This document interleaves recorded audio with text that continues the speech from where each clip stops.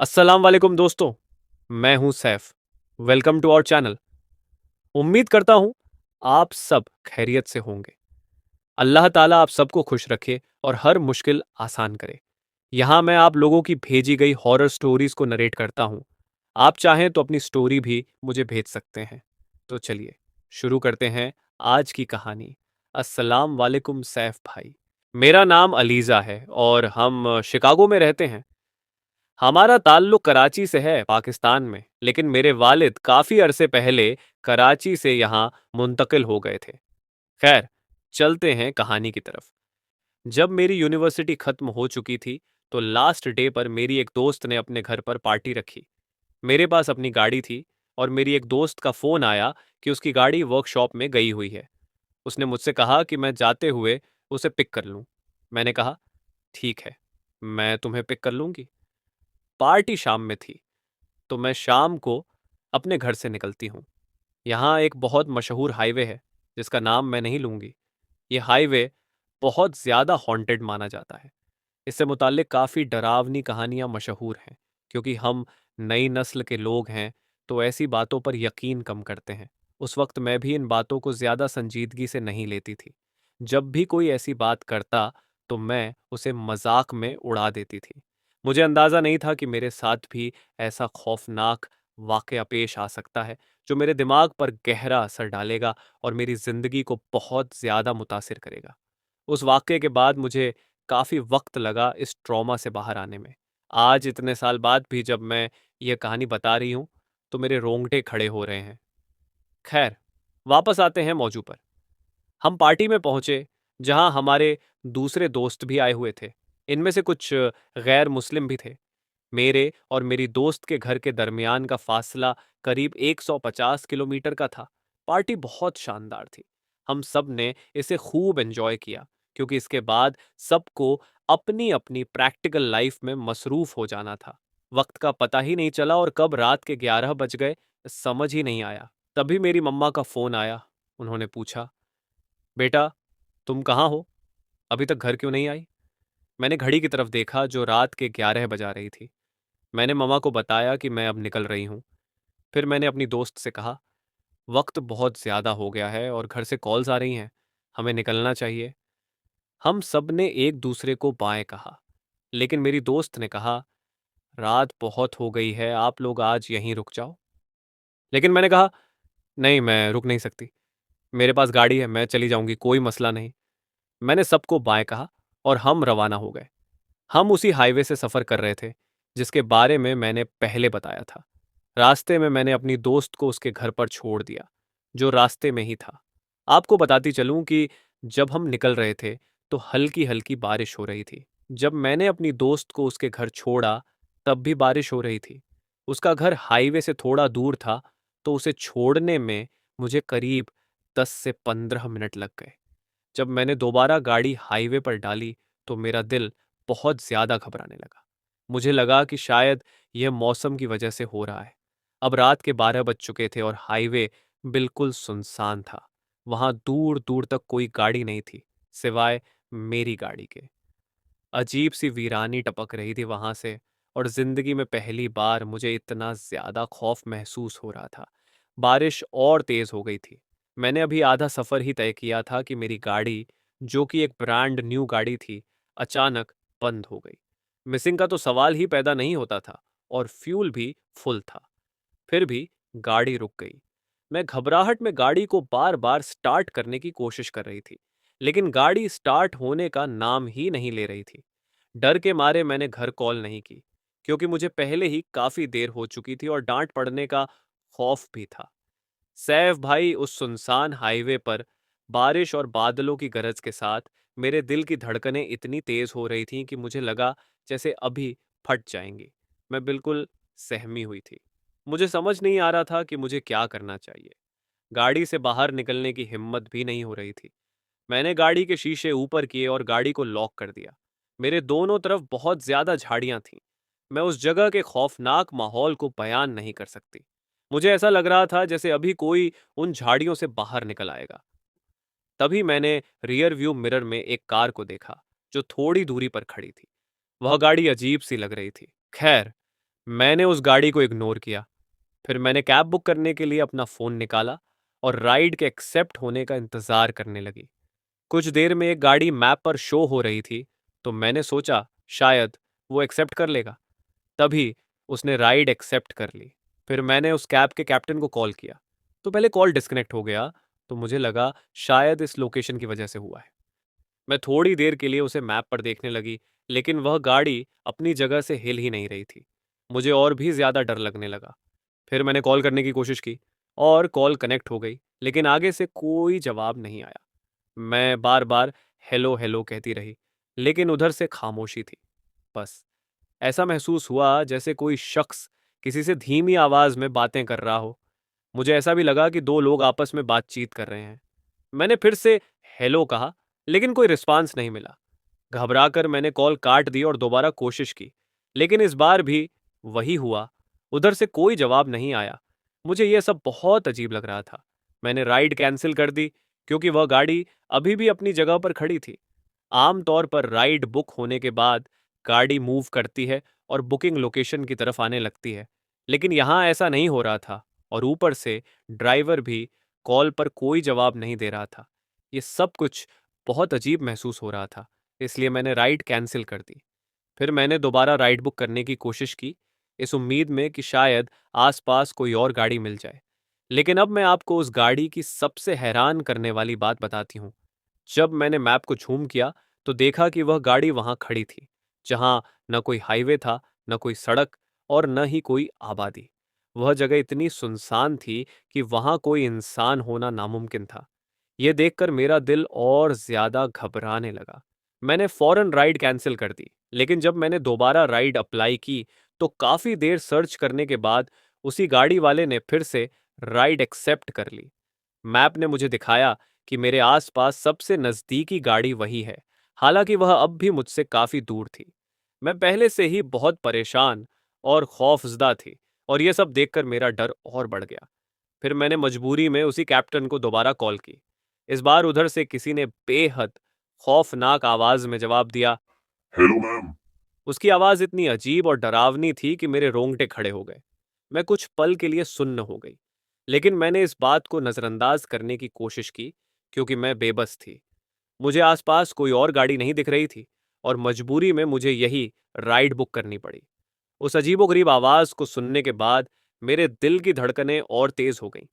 मैंने कैप्टन को अपनी लोकेशन बताई और कहा कि वहां पहुंच जाए।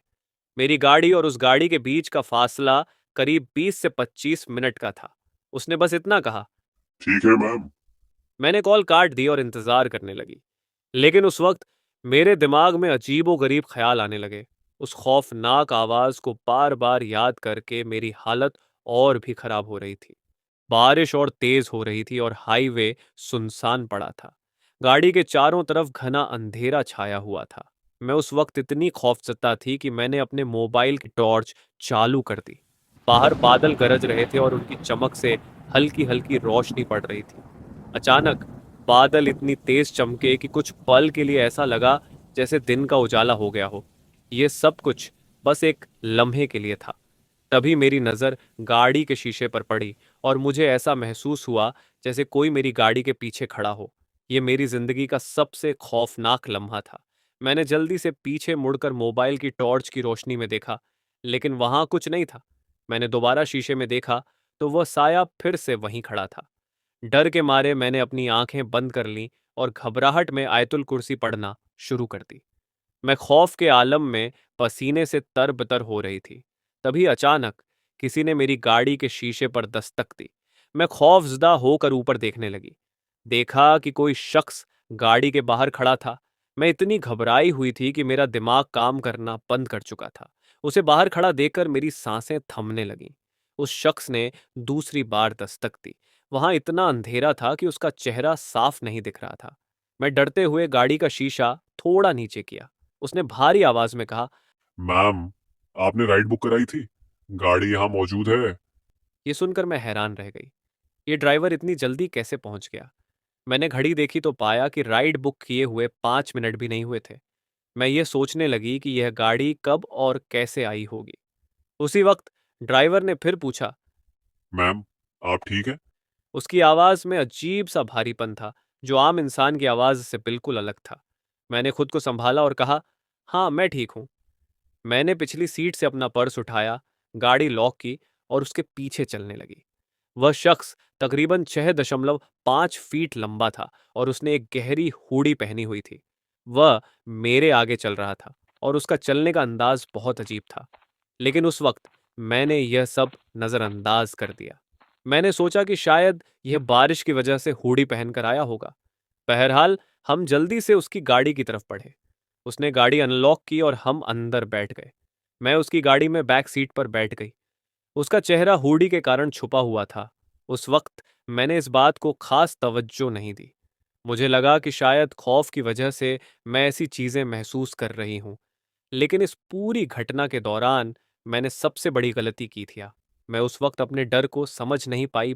बहरहाल उसने गाड़ी स्टार्ट की और उसे हाईवे पर डाल दिया। सिर्फ 10 से 15 मिनट ही गुजरे थे कि मुझे गाड़ी और ड्राइवर से अजीब सा एहसास होने लगा। वह अजीब अजीब इशारे कर रहा था और जैसे खुद से बातें कर रहा हो। कभी कभी वह सामने वाली सीट की तरफ इशारा करता, जैसे वहां कोई बैठा हो और उससे बातें कर रहा हो। मैंने ध्यान से सामने वाली सीट को देखा, क्योंकि मुझे लगा शायद मैंने बैठते वक्त ध्यान नहीं दिया हो और वहां कोई पहले से बैठा हो। लेकिन वहां कोई भी नहीं था। वह सीट बिल्कुल खाली थी। अगर सीट पर कोई नहीं था तो वह आखिर किससे बातें कर रहा था? ये देखकर मेरा खौफ और बढ़ गया। मैंने डरते हुए उससे पूछा, कौन है? आप किससे बातें कर रहे हैं? लेकिन उसने कोई जवाब नहीं दिया। मैंने दोबारा गुस्से में कहा, मैं पूछ रही हूं, यहां कौन है? आप किससे बातें कर रहे हैं? इस बार उसने खौफनाक आवाज में जवाब दिया, मैम, कोई नहीं है। मैं किसी से बातें नहीं कर रहा। ये सुनकर मैं चौंक गई। मैं पहले से ही खौफजदा थी और अब इस जवाब ने मेरी घबराहट को और बढ़ा दिया। मैंने गुस्से में कहा, आप मुझे डरा रहे हैं? ये कैसा मजाक है? गाड़ी रोको। लेकिन इस पर भी उसने गाड़ी नहीं रोकी। उसने उसी खौफनाक आवाज में कहा, मैम, मैं आपको डरा नहीं रहा और ना ही मजाक कर रहा हूँ। डरे मत, गाड़ी में कोई नहीं है। मैंने फिर गुस्से में कहा, अगर कोई नहीं है तो आप किससे बातें कर रहे हो और किसको चुप करवा रहे थे? गाड़ी रोकते हो या नहीं? लेकिन इस बार उसने कोई जवाब नहीं दिया और गाड़ी चलती रही। मैंने सोचा कि शायद उसे कोई मानसिक समस्या है जिसकी वजह से वह ऐसा कर रहा है। लेकिन उसकी हरकतें इतनी अजीब थीं कि मैं और भी ज्यादा खौफजदा हो गई। कुछ ही देर बाद वह मुझसे छिपते हुए फिर से उसी तरफ इशारे करने लगा।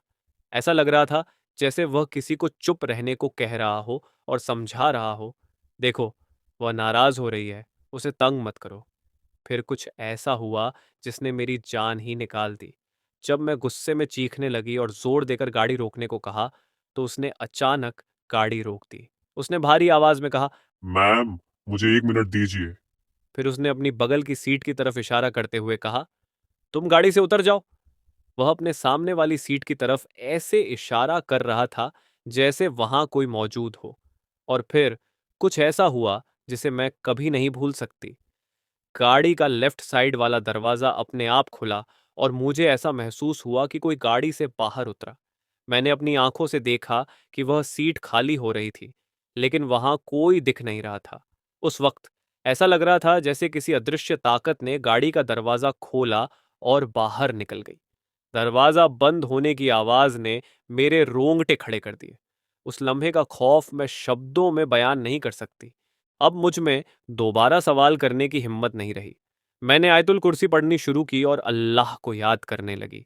दिल ही दिल में बस यही दुआ कर रही थी कि किसी तरह ये ड्राइवर मुझे सुरक्षित मेरे घर तक पहुंचा दे। थोड़ी देर बाद कुछ ऐसा हुआ जिसने मेरी हालत और खराब कर दी। वह ड्राइवर नाकाबंदी पर किसी से बातें करने लगा। उसी दौरान मुझे महसूस हुआ कि गाड़ी में मेरे बगल वाली सीट पर कोई आकर बैठ गया। सीट नीचे की तरफ दब गई थी, जैसे किसी का वजन उस पर हो। लेकिन जब मैंने उस तरफ देखा तो वहां कोई नहीं था। ये यकीन करना बहुत मुश्किल था कि गाड़ी में सिर्फ मैं और वह ड्राइवर नहीं बल्कि कोई और भी मौजूद था। मेरा खौफ अब चरम पर था। मेरे हाथ कांपने लगे। मैंने जल्दी से अपना मोबाइल निकाला ताकि किसी को कॉल करके मदद मांग सकूं। जैसे ही मैंने मोबाइल ऑन करने की कोशिश की तो देखा कि उसकी बैटरी खत्म हो चुकी थी। ये देखकर मैं हैरान रह गई। जब मैंने राइड बुक की थी तब मोबाइल की बैटरी लगभग 70% थी। इतनी जल्दी बैटरी कैसे खत्म हो सकती है? अब मोबाइल का बंद हो जाना मेरे लिए किसी बुरे सपने जैसा था। जरा सोचिए, आप मेरी जगह पर होते, एक अजनबी गाड़ी में आपके साथ कोई ऐसी मखलूक मौजूद हो जो इंसानी नहीं लगती। उस वक्त मुझे एहसास हुआ कि यह सब हकीकत में हो रहा है। मेरा खौफ और बढ़ गया। मैंने खुद को संभालने की कोशिश करते हुए दिल ही दिल में आयतुल कुर्सी और कुरानी आयतें पढ़नी शुरू कर दी। बारिश और तेज हो गई। बादलों की गड़गड़ाहट और खौफनाक माहौल ने मेरी घबराहट को और बढ़ा दिया। और फिर अचानक गाड़ी एक झटके से बीच हाईवे पर रुक गई। मैंने महसूस किया कि मेरे साथ वाली सीट का दरवाजा खुला, जैसे पहले सामने वाली सीट का दरवाजा खुला था। मेरी सांस जैसे रुकने लगी। खौफ के मारे मैंने अपने साइड वाला दरवाजा खोलने की कोशिश की, लेकिन वह नहीं खुला। और तभी जैसे ही वह चीज गाड़ी से बाहर निकली, गाड़ी अपने आप लॉक हो गई। वह ड्राइवर गाड़ी के पास खड़ा होकर किसी से बातें करने लगा। मैंने बहुत गौर से देखा, लेकिन जिससे वह बातें कर रहा था वह मुझे दिखाई नहीं दिया। उसकी बॉडी लैंग्वेज से साफ था कि वह किसी पर बहुत गुस्सा कर रहा था। उस वक्त मुझे यकीन हो गया कि मैं बुरी तरह फंस चुकी हूं। फिर 10 मिनट बाद वह वापस आया और गाड़ी में बैठ गया। इसके बाद उसने गाड़ी की डिग्गी खोली और जैसे किसी को इशारा करने लगा कि इसमें बैठ जाओ। फिर वह गाड़ी में वापस बैठ गया। मुझे समझ नहीं आ रहा था कि यह इंसान है या कुछ और। उसने गाड़ी आगे बढ़ाई और यकीन करें, मुझे लगातार ऐसा महसूस होता रहा कि गाड़ी की डिग्गी में कोई दस्तक दे रहा है। डिग्गी से खटपट की आवाजें आ रही थीं। मैं हर पल खौफ से सहमी हुई थी। करीब 45 मिनट बाद वह गाड़ी मेरे घर के सामने रुकी। मुझे आज भी याद है कि मैंने वो 45 मिनट का सफर कैसे तय किया। पूरे रास्ते मैं इस सोच में डूबी रही कि वह किसको इशारे कर रहा था और गाड़ी से कौन बाहर आया। जैसे ही गाड़ी रुकी, मैं फौरन बाहर निकल गई। पूरे सफर में मैं उस ड्राइवर का चेहरा नहीं देख पाई थी। कांपते हुए मैंने घर की डोरबेल बजाई। 2 बार बेल बजाने के बाद मेरे भाई ने दरवाजा खोला। मैंने घबरा कर उनसे कहा, जल्दी से दरवाजा बंद करो। वह मुझे इतनी डरी हुई देखकर खुद भी डर गए और फौरन दरवाजा बंद कर दिया। फिर वह मुझे अंदर ले गए। घर में सब पहले ही मेरी देर से आने पर परेशान थे। जब उन्होंने मेरी हालत देखी तो सब खौफजदा हो गए। मम्मा मुझे पानी देती हैं और मुझे कमरे में ले जाती हैं। मुझ पर कंबल डाल देती हैं। मेरा पूरा जिस्म कांप रहा था। सब मुझे तसल्ली देने लगे और पूछने लगे कि आखिर हुआ क्या। मैंने उन्हें सारी बात बताई। मम्मा कहती हैं, तुम अकेली थी, तुम्हें डर लग रहा होगा, इसीलिए तुम्हें यह सब महसूस हुआ। फिर मम्मा मुझसे पूछती हैं, तुम्हारा फोन बंद क्यों जा रहा था? मैंने कहा, बैटरी खत्म हो गई थी। मैंने अपनी बहन से कहा, मेरा फोन चार्ज पर लगा दो। वह फोन चार्ज करने के लिए उठाती हैं और कहती हैं, तुम्हारा फोन ऑन है। मैं ये सुनकर हैरान हो गई। मैंने जब फोन की तरफ देखा तो मेरी आंखें खौफ से खुली रह गईं। गाड़ी में जब मैंने फोन देखा था तो उसकी बैटरी खत्म हो चुकी थी और फोन बंद हो गया था। लेकिन अब फोन ऑन था और बैटरी अच्छी खासी दिखा रहा था। मुझे समझ नहीं आ रहा था कि जो मैंने पहले देखा था वह सच था या अब जो देख रही हूं वह सच है। मम्मा मुझे सुला देती हैं और थोड़ी देर में मेरी आंख लग जाती है। अगली सुबह जब मेरी आंख खुलती है तो मुझे एहसास होता है कि यह कहानी यहीं खत्म नहीं हुई। इसके बाद मेरे साथ अजीबोगरीब वाक़ये होने लगते हैं।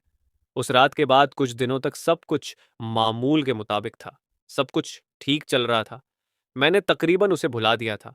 लेकिन एक चीज मेरे जहन में रह गई थी। सामने वाली सीट पर कौन था और मेरे साथ वाली सीट पर कौन था जिसकी तरफ वह इशारा कर रहा था? क्योंकि जब उसने गाड़ी रोकी थी तो सामने वाला दरवाजा बाकायदा खुला था। ये मेरा वहम नहीं हो सकता था। ये बात मुझे हर वक्त परेशान करती थी। चाहकर भी मैं उसे अपने जहन से निकाल नहीं पा रही थी। फिर एक दिन जब मैं मार्केट जा रही थी कुछ ज़रूरी चीज़ें खरीदने के लिए, एक दुकान पर सामान खरीदते हुए मेरी नज़र अचानक सामने वाले कोने पर पड़ी। वहां मैंने उसी हुडी वाले शख्स को देखा। पहले तो मैं बहुत डर गई, लेकिन फिर मुझे नहीं मालूम क्या सोचकर मैं उसकी तरफ बढ़ गई।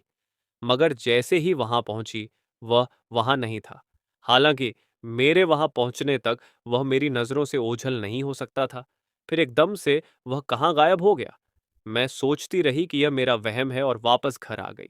लेकिन एक रात ऐसा हुआ जिसने मेरी जिंदगी को और उलझा दिया।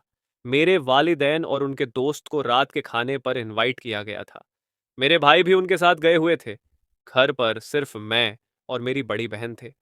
हम अपने कमरे में बैठे हुए थे कि अचानक घर की लाइट चली गई। मैंने और मेरी बहन ने अपने मोबाइल की टॉर्च जलाई। मेरी बहन ने कहा, तुम बैठो, मैं देखती हूँ क्या हुआ।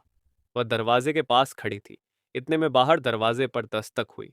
हम दोनों ने एक दूसरे की तरफ देखा, क्योंकि मम्मा और भाई तो इतनी जल्दी वापस नहीं आ सकते थे। वह कहती है, मैं देखती हूँ कौन है और साथ ही लाइट भी चेक करती हूँ। बताती चलूं कि घर का लेआउट कुछ ऐसा था। एंट्री करते ही टीवी लाउंज था, उसके सामने ड्राइंग रूम और दाईं तरफ किचन था। टीवी लाउंज से अंदर सीढ़ियां थीं जो ऊपर की तरफ जाती थीं। ऊपर 3 कमरे, स्टोर, किचन और वॉशरूम अटैच थे। जैसे ही मेरी बहन बाहर गई, मेरी नज़र सीढ़ियों की तरफ गई।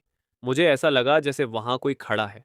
पहले मैंने सोचा, शायद ये मेरा वहम है, अंधेरे में किसी चीज का साया बन रहा होगा। लेकिन जब मैंने कुछ सेकंड तक गौर से देखा, तो मुझे वही हूड़ी वाला शख्स सीढ़ियों पर खड़ा दिखाई दिया। मैं खौफ में बिस्तर से उठी और दरवाजे तक आई। जैसे ही मैंने टॉर्च की रोशनी सीढ़ियों पर डाली, टॉर्च अचानक बंद हो गई। वह शख्स वहीं खड़ा रहा। उसकी मौजूदगी ने मेरी सांसें रोक दी। खौफ के मारे मेरी चीख निकल गई। फिर मेरी बहन मेरी आवाज सुनकर भागते हुए अंदर आती है। वो फौरन पूछती है, क्या हुआ? मैं खौफजदा होकर कांपती हुई सीढ़ियों की तरफ इशारा करती हूँ और कहती हूँ, वह यहाँ खड़ा था, बिल्कुल मेरे सामने। और ये वही है जो मुझे मार्केट में भी नजर आया था। आप ही हैरानी से पूछती हैं, ये कौन खड़ा था और मार्केट में कौन नजर आया था? मैं कांपती आवाज में उन्हें बताती हूँ, वही हुडी वाला, वही ड्राइवर। वो मेरी बात सुनकर कहती हैं, तुमने वह बात अपने जहन में बिठा ली है और अब इसे अपने सर पर सवार कर लिया है, इसलिए तुम्हें ऐसा महसूस हो रहा है। यहाँ कोई नहीं है। आयतल कुर्सी पढ़ो और चलो मेरे साथ, अंदर चलो। कुछ देर बाद मम्मा, बाबा और भाई सब घर आ जाते हैं। मैं अपनी बहन से कहती हूँ कि किसी को कुछ ना बताए। वह मेरी बात मान लेती है। रात भी किसी तरह गुजर जाती है, लेकिन ये खौफ खत्म होने वाला नहीं था। सुबह उठकर जब मैं वॉशरूम जाती हूँ तो अचानक वॉशरूम की लाइट बंद हो जाती है। उस वक्त मेरे चेहरे पर साबुन लगा हुआ था। जैसे ही मैं जल्दी जल्दी चेहरा धोती हूँ और अपना सर ऊपर उठाकर आईने में देखती हूँ, वह शख्स मुझे अपने पीछे खड़ा हुआ नजर आता है। मैं घबराकर पीछे मुड़कर देखती हूँ, लेकिन वहां कोई नहीं होता। मेरा दिल जोर जोर से धड़कने लगता है। मैं जल्दी से वॉशरूम का दरवाजा खोलती हूँ और भागते हुए कमरे में आकर बेड पर बैठ जाती हूँ। अब वह शख्स मेरे दिमाग पर इतना हावी हो चुका था कि मुझे सोते जागते उठते बैठते हर जगह नजर आता था। वह जो भी चीज थी, मुझे कोई नुकसान नहीं पहुंचा रही थी, बस अपनी मौजूदगी का एहसास दिला रही थी। उस रात का वाकया और ज्यादा डरावना था। रात के 1 या 2 बजे अचानक मेरी आंख खुलती है। हमारे कमरे में एक खिड़की थी जो लॉन की तरफ खुलती थी। उस खिड़की पर सफेद पर्दे लगे हुए थे। जैसे ही मेरी आंख खुली, वह शख्स मुझे खिड़की के बाहर खड़ा हुआ नजर आया। मैं खौफ के मारे अपने चेहरे को कंबल में छुपा लेती हूँ और धीरे धीरे अपनी बहन को आवाज देती हूँ, आपी, उठो, देखो वह खिड़की में खड़ा है। मेरी बहन उठकर खिड़की की तरफ देखती है, लेकिन वहां कोई नहीं होता। वह पर्दा हटाकर भी देखती है, लेकिन उसे कुछ नजर नहीं आता। जैसे जैसे वक्त गुजर रहा था, मेरा खौफ बढ़ता जा रहा था। सुबह होते ही मेरी बहन मम्मा और बाबा से बात करती है। वह कहती है कि हमें पुलिस में शिकायत करनी चाहिए ताकि यह पता चल सके कि वह कौन है। अगले दिन मेरे वालिद और मैं पुलिस स्टेशन जाते हैं। पुलिस वाले मुझसे काफी सवाल करते हैं और राइड बुकिंग की डिटेल्स लेते हैं। वह मुझसे गाड़ी के रंग के बारे में पूछते हैं। मैं उन्हें तफसील से बताती हूँ कि गाड़ी नीली थी, लेकिन उस शख्स की शक्ल मैं नहीं बता पाई, क्योंकि मैंने उसे कभी साफ तौर पर देखा ही नहीं था। मैंने उसे हमेशा हुडी में देखा था। जब भी वह नजर आया, उसने अपने चेहरे पर वही काली हुडी पहनी हुई थी। पुलिस हमें यकीन दिलाती है कि वह जल्द ही हमें इत्तला देंगे या गाड़ी के मालिक का पता लगाएंगे। हम घर वापस आ जाते हैं। मैं खुद को जहनी तौर पर तैयार करने की कोशिश करती हूँ कि जो भी हो, अब हमें उसके बारे में पता चल जाएगा। अगले 2-3 दिन तक मेरे साथ कोई अजीब हरकत नहीं होती।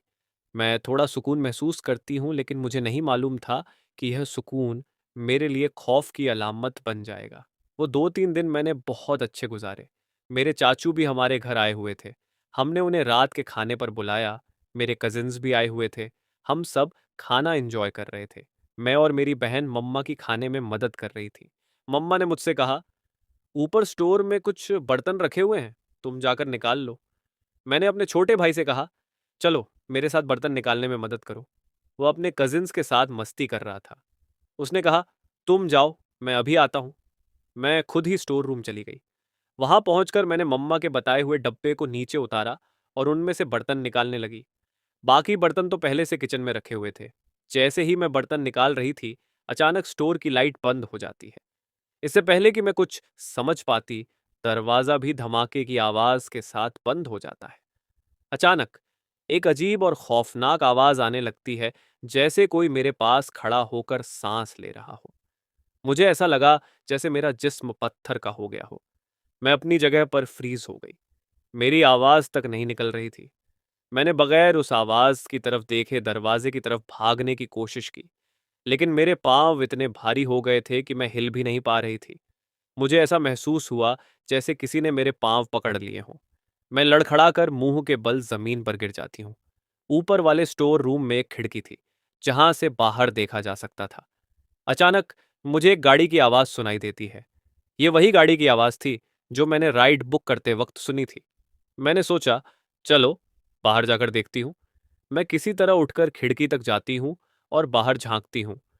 यकीन करो, जैसे ही मैंने बाहर देखा, मेरे पैरों के नीचे से जमीन खिसक गई।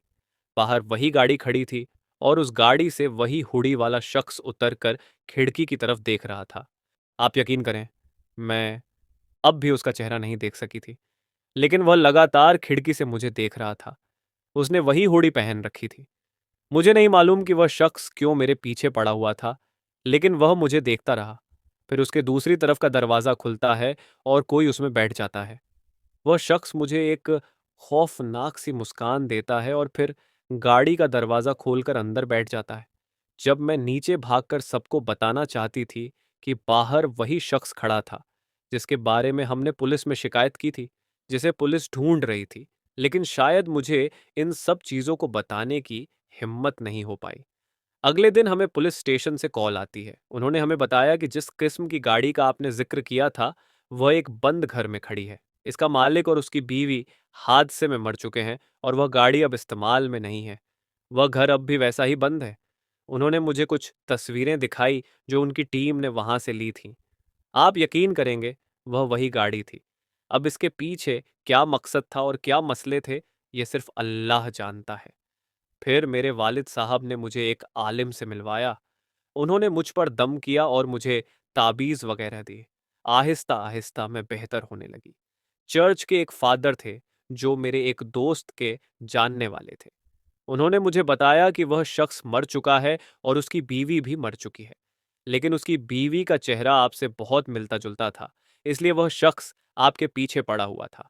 इस्लामी नज़रिए से हमारे इस्लाम में रूहों का यह ख्याल नहीं है कि मरने के बाद रूहें दुनिया में रहती हैं।